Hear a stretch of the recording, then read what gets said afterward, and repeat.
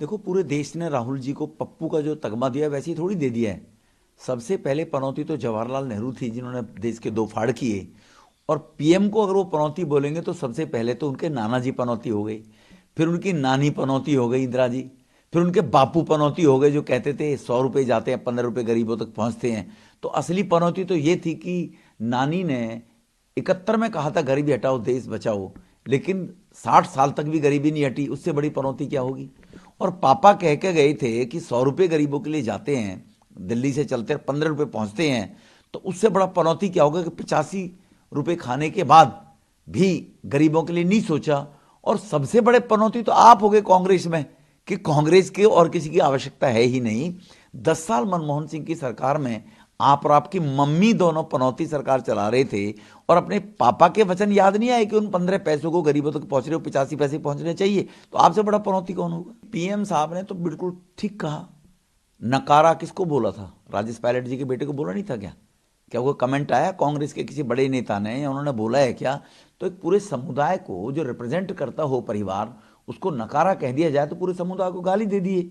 और अब इनकी बाजीगरी या जादूगरी को सब समझते हैं कि वोट लेने के लिए ये मामा फूफी के बनना शुरू हो जाएं, चाहे वीडियो डालनी शुरू कर दें।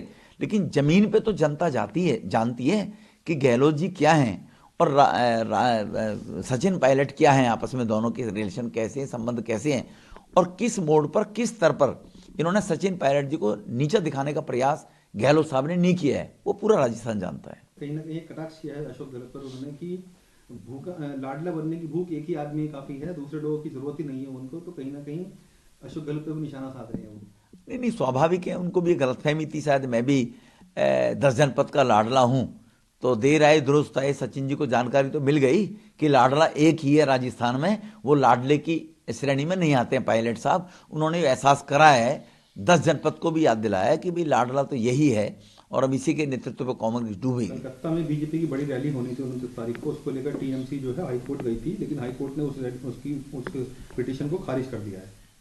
देखो, टीएमसी का ये सत्ता के लिए देश पहले भी जब गुलाम हुआ तो इसी प्रकार की मानसिकता के लोग देश में थे। टीएमसी का चरित्र कौन नहीं जानता है।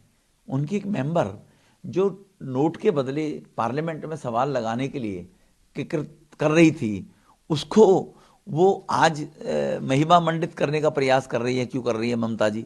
और ममता जी लोकतंत्र में अगर विश्वास नहीं कर रही हैं तो उनको अपना 15 साल पुराना कांग्रेस के जमाने का सीन याद करना चाहिए, वो जमाना याद करना चाहिए ममता जी, कि किस प्रकार के आपकी साड़ी को तार तार करके जमीन पर डालकर आप ही लोकतंत्र की दुहाई देती थी।